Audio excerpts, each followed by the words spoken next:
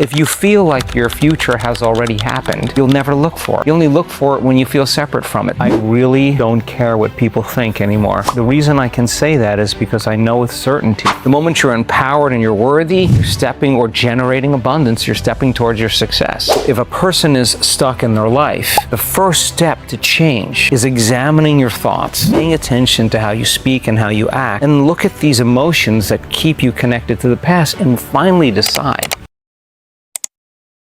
If 95% of who we are by the time we're in the middle of our life are a set of hardwired attitudes, beliefs, and perceptions, automatic habits and unconscious behaviors, and immediate emotional responses, 95% is programmed into our biology. It's not enough to think positively, because you can think positively with the 5% of your conscious mind, but we're programmed subconsciously to feel negative, right? So mind and body are in opposition. And so the work is, if your personality creates your personal reality, and then your personality is made of how you think, how you act, and how you feel, then the first step to change, to truly change, is kind of uncluttering ourselves from those programs. And we've discovered, based on our research, is the best way to do that is to become conscious of those unconscious thoughts.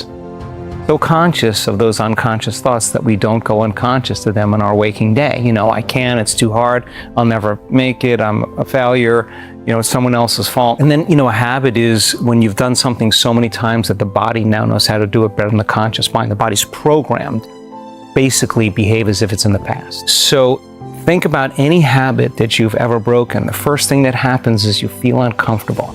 Body's craving, it's familiar, known patterns. And so you have to become conscious, and then many times when we're breaking a habit, you forget and you go unconscious.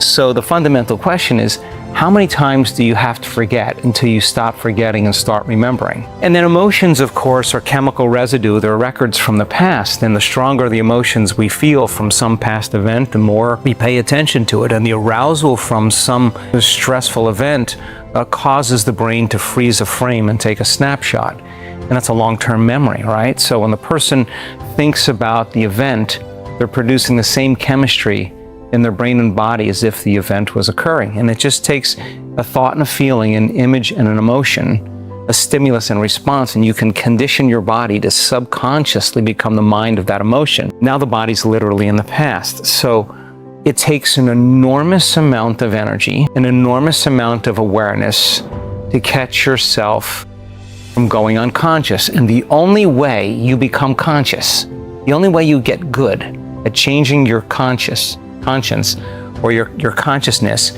is to catch yourself going unconscious. And sooner or later, if you get really good at it, you begin to disentangle from the program and you begin to objectify your subjective self. And there's dissonance that goes on in the brain and body that's very uncomfortable. It seems really hard. It seems like we can't see there's an end. There's circuitry that's no longer firing and wiring. There's no longer the same chemicals that are produced.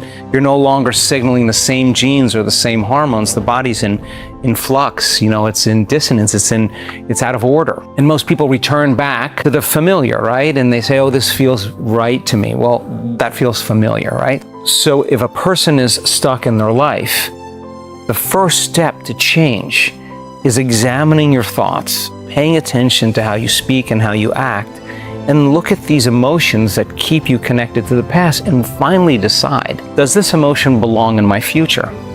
And I think many people try to create a new personal reality as the same personality, and it doesn't work. We literally have to become someone else, and it's fundamental. We already know this. We already know this. And so many people don't want to go through the work of taking a look at themselves because it's tedious. It's easier to turn on the television or scroll through your social media or make a phone call or get distracted, right? But we discovered that in our 7-day week-long retreats, if you give people something to do, if they understand the philosophy, the theory, they understand the knowledge base of what they're doing, and you give them something to do so they can begin to change, right around the second day, people start breaking through. They start seeing a different landscape. They're no longer tormenting their body with the same thoughts that produce the same emotions. They're no longer complaining and blaming and making excuses. And they're thinking differently because they're challenged to learn a lot of information. They're challenged to learn information and knowledge, and that causes people to think differently. And then if you start to think differently because you learn new information, you begin to make different choices. And if you make different choices, you can begin to do different things and behave in different ways, and you can create new experiences. You can feel new emotions. And that's exactly what we discovered that changes a person's biology. The second point from that question is many people are waiting for something out there in their life to change, to take away the lack or the separation of not having the life that they want. I mean, think about it. Our senses plug us into three-dimensional reality, and the way that we create is we create based on lack. You see the sports car, you see the wardrobe, you see the scarf, you see the boat, whatever it is that a person wants. The lack of not having that particular thing causes the brain to naturally dream about having it. The challenge is that the only way for most people to get that dream to actually become actualized in three-dimensional reality, you got to do something. You got to do something, because there's the distance between the thought of what you want and the experience of having it is called time. And time is separation, right? So we've been hypnotized and conditioned to believe that when the experience happens in our life, well, think about it. You work hard, you save money, you make sacrifices, you put in your extra time, you work and you start accumulating success or abundance or wealth. And you start thinking, okay, I want the boat, right? And then you spend a year saving up all your money, you get the boat. When you get the boat, the experience produces an emotion that takes away the lack of not having it. But if you're creating reality and it's not working, then many people will spend their entire life living in lack or separation, and we cannot attract anything in our life that we feel separate from. It's impossible. If you work hard and you put in your time, and matter to matter, you're getting your behaviors to match your intentions and your actions equal to your thoughts, you're getting your mind and body working together, you're going to run into your goal, run into your experience. The experience of your abundance, your experience of your thing that you want, takes away the lack of not having it, right? But some people are creating, but they're spending their whole life in lack, waiting for their world to change to feel abundant, right? And we discovered that that's kind of the opposite of the way people actually get what they want.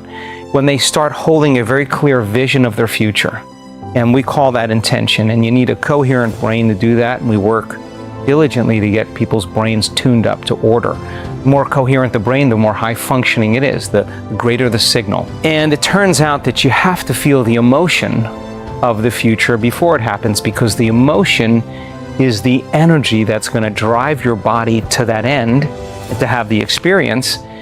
And at the same time, if you're truly practicing feeling the emotion of your future, you won't be in lack. In fact, if you feel like your future has already happened, you'll never look for it. You only look for it when you feel separate from it. So it's kind of an analogy of cause and effect, waiting for your healing to feel gratitude, waiting for your abundance to feel worthy or successful, waiting for your relationship to feel love, the old model of reality of cause and effect. The new model of reality is causing an effect. At the moment you feel gratitude, your healing begins. The moment you're empowered and you're worthy, you're stepping or generating abundance, you're stepping towards your success. Now, the moment you're in love with yourself and in love with life and you see beauty in all things, it's natural that you'll attract an equal. So that's causing an effect. All you need is a clear intention and an elevated emotion. And when you combine that clear intention and elevated emotion, just like when a person is remembering the past and feeling the emotion, if you start holding the intention and you feel the emotion, the stronger the emotion you feel, the more you remember the vision, and you can begin to remember your future.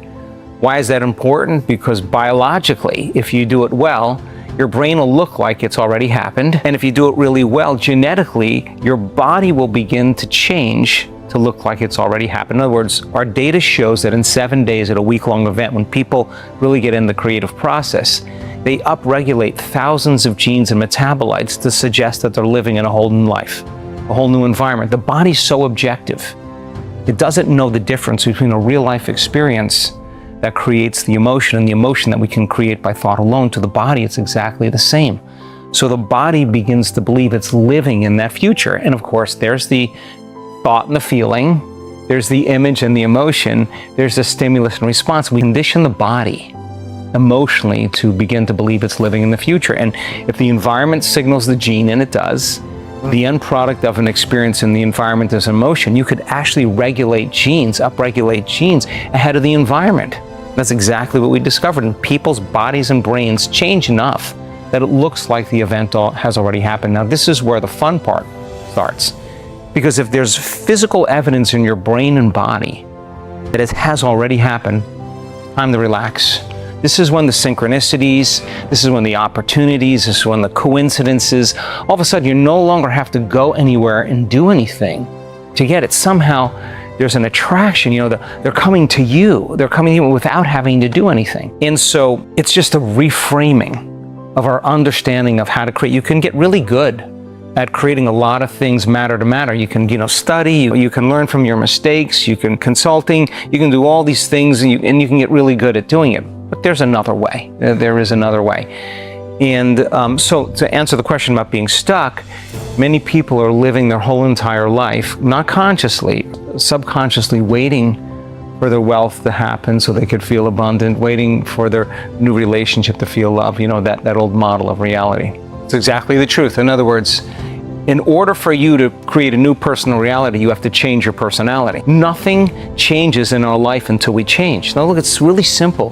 Just make it really simple. Let's just say somebody wants to have a goal to make a certain amount of money, or they want to get in shape, right? And here's the personality who's on the couch, laying around, not motivated at all.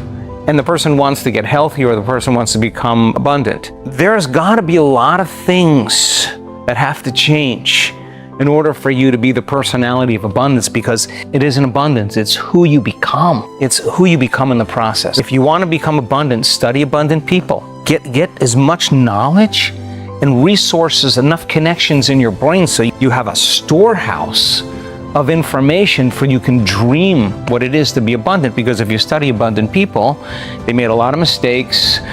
People betrayed them. People got stolen from them. They lost everything. They had a journey, and the difference is they just went one more time. They just didn't see failure. They just kept going. So, what are the qualities and characteristics that you would have to embody to become that abundant person? And get busy doing that. Get busy doing that in terms of change, and use it as an experiment. Like, if I change, will my life change, right? If I give up lack, if I give up fear, yeah, it sounds easy theoretically. You're gonna have to put your time in. You're gonna have to work inwardly. You're gonna have to do some surveillance on your own thoughts and how you act and how you feel. And you gotta get really good. So good at doing it with your eyes closed, you gotta do it with your eyes open. It means you can't default in your life. There's a new day, like, okay, how did I do in one day, one lifetime? Like, how did I do? I sucked. Okay, God's not up there with a laptop keeping track, you got another shot at it the next day. So can you learn from the last day and say, when did I fall from grace? Oh, I reacted to that person or circumstance with the same emotion. That emotion caused me to behave as if I was in my past and believe in my past. And that's when you no longer see the future, because the emotion that you're feeling is keeping you connected to the past. You only believe in your future when you feel the emotion of your future. Enthusiasm and theos, filled with God. Inspiration, inspire the movement of energy, right? The energy that it takes, the looking forward to, the optimism, that is what drives us to our dreams. And you just got to be able to sustain that state of being independent of anyone or anything in your life. And if you can, get ready, because that's when your life changes. You're literally thinking differently, you're acting differently, and you're feeling differently. That's a new personality, and that means a new personal reality. That's the experiment. It's the experiment to try it out. So just uncovering that 95%, you can say, I'm healthy, I'm wealthy, with the 5% of your conscious mind, and your body's saying, no, you're not, dude. You're miserable, you're unhappy, you're suffering. The thought never makes it past the brainstem to the body. Get the body in the right emotional state, and then we can only accept, believe, and surrender to the thoughts that are equal to the emotional state of the body. I really don't care what people think anymore. The reason I can say that is because I know with certainty that I'm contributing to people's lives. I know that. I've seen the stage testimonials that are unbelievable. I've seen the data and scientific discoveries that we're making, what we're publishing. I mean, we are greater than we think, and I know that because the data is greater than we think, and we're studying people. We're studying our community. We're not studying Buddhist monks or we're not studying nuns with 40 years of devotion in a monastery. We're studying human beings just like you and me. And so when I realized, my God, like, I really don't care what people think because I know on a deep level that I'm making a difference in people's lives.